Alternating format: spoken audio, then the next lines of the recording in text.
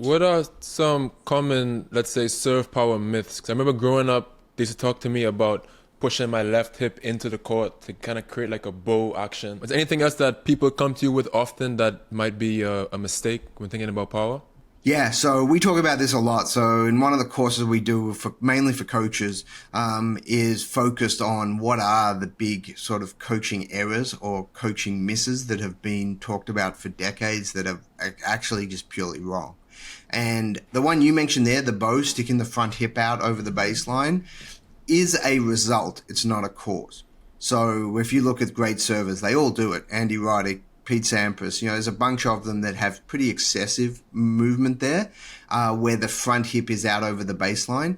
That is what you want. However, that's not the cause. The cause is the back hip actually rotating back and down slightly, which allows the front hip to move up and out. So it's all about storing and releasing energy.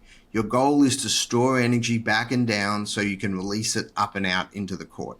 So the goal isn't to just stick your front hip out. And unfortunately, and we saw it in the late 90s all the way through the first decade of the 2000s, a lot of really bad servers because of that myth. And mainly on the women's tour. You saw a ton of it happen on the women's tour in the WTA, where everyone shifted weight very early into the front leg and there was very little load on the back leg. And as a result, they opened up very early.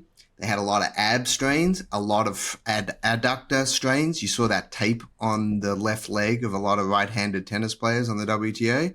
Much of that was due to poor serve mechanics. Is it possible to load too far? Because I imagine that the lower down you go, the harder it is to come up. So with good players, majority of them actually load their legs too much. What happens usually is players actually go too deep and they get stuck at the bottom. So every millisecond that you wait at the bottom, you actually lose energy. You dissipate energy away from where you want it to go, which is up. Think about if you look at the NFL Combine. If we look at people that do vertical jumps in the Combine, they don't go super deep in their knee bend. They go down deep enough to use the ground as much as possible, but they want to use as much of that stored energy as quickly as they can, because every millisecond they wait in the bottom is energy lost and they'll never get it back. So you want to make sure the moment you get down to whatever that lowest level is, you immediately get out of it and you explode up. And for most tennis players, they go down too deep. It's one of these, I think, misused cues of use knee bend more instead of use knee bend less, but be more explosive coming out.